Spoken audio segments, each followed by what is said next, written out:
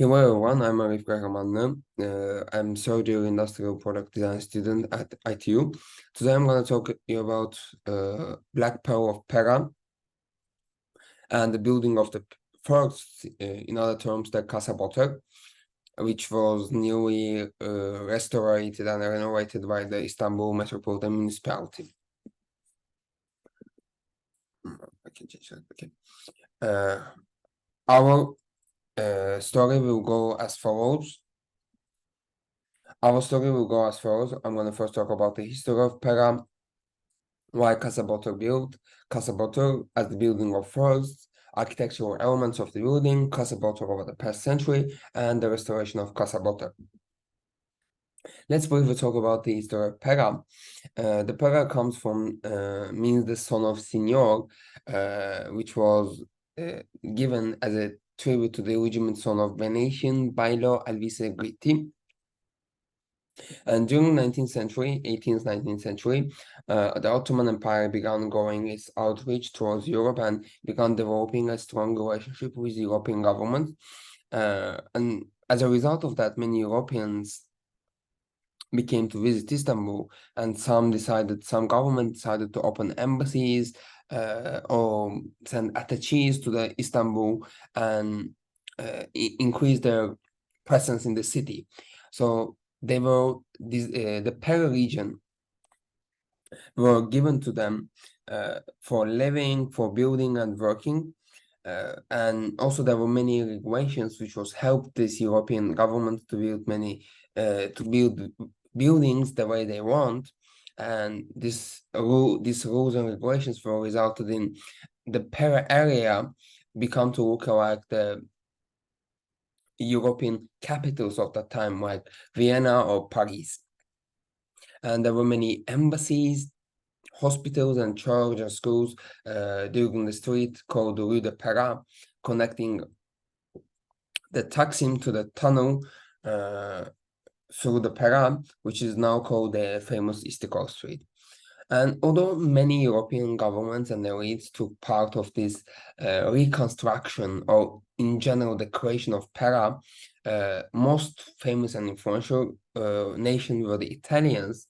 For example, the Italian hospital, several public schools, the Società Operaia Italiana di Mutuo Soccorso, which means Italian Workers' Aid Union, the Pios Foundation, and other several public institutions were built in the Pera region and the Rue de Pera,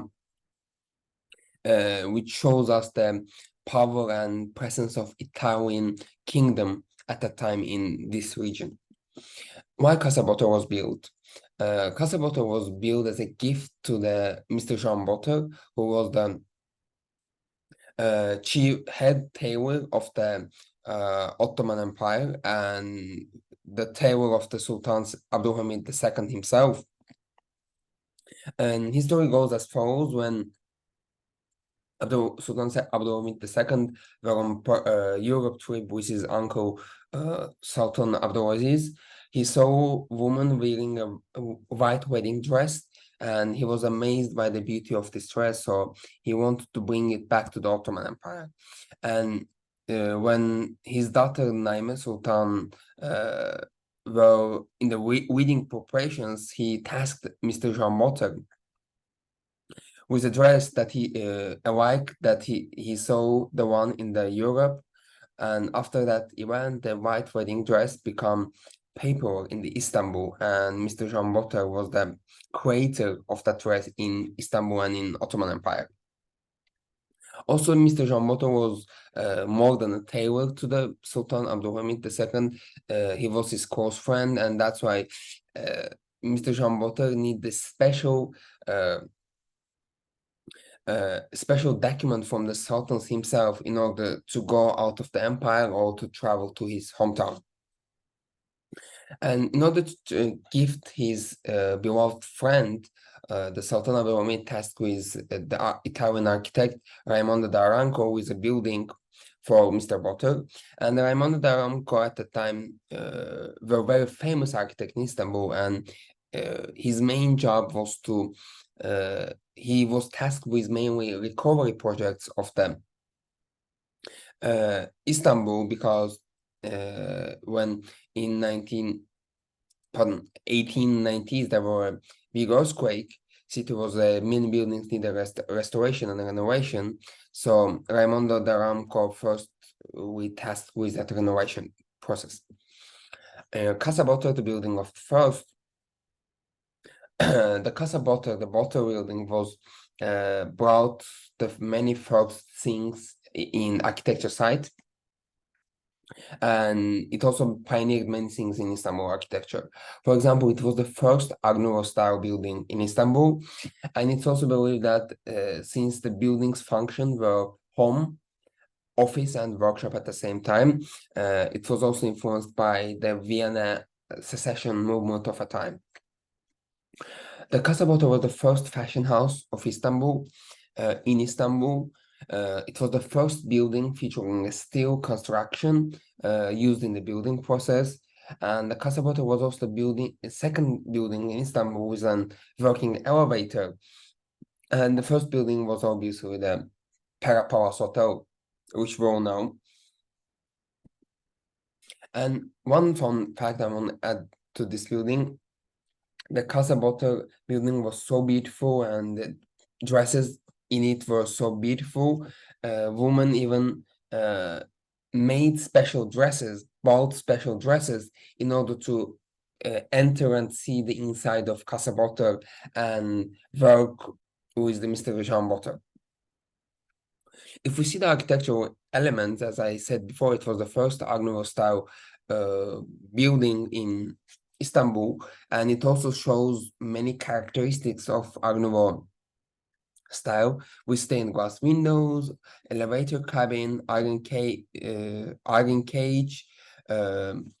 curvilinear staircases, stair railings. These are all some of the representations of Art Nouveau inside the building. However, unlike any other Art Nouveau buildings in Europe, the Casa Borgia didn't have very much colorful elements on its exterior and interior. The only visible colors we can see are on the glasses and the windows. You can see it's like a pyramid shapes, and also in this photo we can see the window with red and yellow flower motifs. As I mentioned before, it was the first building in Istanbul in which steel construction used. However, we can see metal design elements in many places other than its construction. For example, the metal balcony of Casa Borgia, the metal elevator shaft, and also we can see some metal ornaments which represent quote hangings on the door. And these quote hangings obviously meant that it was a fashion house and Jean Borgia was a tailor. Moving on, we can see other details of Art Nouveau style in its architecture, especially in the reliefs, and also the inside motifs, ornaments. We can see the elements of Art Nouveau style. Also, we can see some Japanese style flying forwards on the door. During that time, the trade routes between Japan and Europe were on the rise. So European artists had the chance to examine and see Japanese pottery, Japanese designs with flying flowers, flying animals, and etc. So this pottery influenced them to apply these kind of flying motifs and flying ornaments in their designs. And we can see examples of them in the Casa Borgia too. There are also two Demeter reliefs on the building. Somebody say it's a Demeter relief, goddess of prosperity. However, some people said that it's actually the two Medusa heads, because at the time it's heavily used in the buildings, and it's believed that the Medusa heads tell the evil eye from the building and from the people living inside it. And as I said before, there was two Medusa heads, one in this side and one in this side. They were mainly used for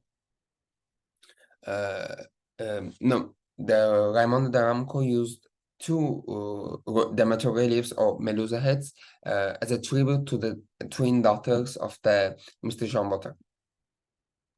And in fact, the Raimondo d'Aramco has hand-drawn each detail of this building, each break, each floor plans, and every sketch are all hand-drawn by Mr. Aranco himself. And now these sketches are on display in Udine Museum, Italy.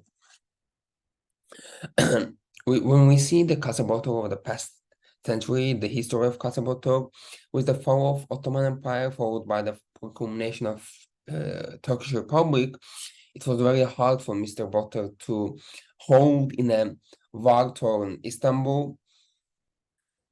And when the Mr. Jean Botor passed away, all his family members moved back to Paris. And when they moved, they sold building to the son of Nedim Pasha, Mr. Mahmud Nedim.